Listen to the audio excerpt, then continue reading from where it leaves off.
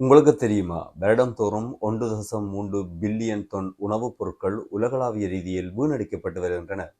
இது உலகளாவிய ரீதியில் உற்பத்தி செய்யப்படுகின்ற உணவு உற்பத்தியில் மூன்றில் ஒரு பங்காக காணப்படுகின்றது. உலகளாவிய ரீதியில் ஆண்டுதோறும் 1 பில்லியன் மக்கள் உணவுக்காக வாடுகின்றனர். உணவுப் பொருட்கள் தோட்டங்களில் உற்பத்தியாகி கடைகளுக்கு வருகின்ற பொழுதும், கடைகளில் இருந்து வீடுகளில் உள்ள அடுப்படிகளுக்கு வருகின்ற பொழுதும், பல்வேறுபட்ட இடங்களில் இந்த உணவுப் பொருட்கள் வீணடிக்கப்படுகின்றன.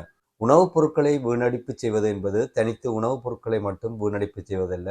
மாறாக இந்த உணவு உற்பத்தியினை உற்பத்தி செய்வதற்காக பயன்படுத்தப்படுகின்ற மனித உழைப்பு, நீர், நிலம், வலுசக்தி, இந்த உணவுப் பொருட்களை உற்பத்தி செய்வதால் சுற்றுச்சூழலுக்கு ஏற்படுகின்ற பாதிப்புகள் என்று உணவு வீணடிப்பு ஏற்படுகின்ற பொழுது இவ்வாறு பல பிரச்சனைகள் ஏற்படுகின்றது.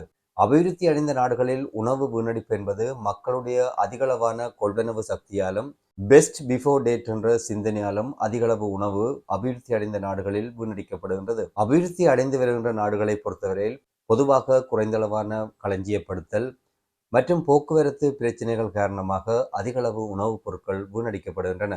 இந்த பிரச்சனையினை தீர்ப்பதற்காக அபிவிருத்தி அடைந்த நாடுகளில் உள்ள மக்களுக்கு உணவுப் பொருட்களினுடைய வீண்விரியம் தொடர்பான விழிப்புணர்வை ஏற்படுத்துகின்ற அதேவேளை அபிவிருத்தி அடைந்து வருகின்ற நாடுகளில் உணவினை வீணடிக்கின்ற பிரச்சனையினை குறைப்பதற்காக அந்த நாடுகளில் உட்கட்டுமான வசதிகளை மேம்படுத்துதல் வேண்டும்.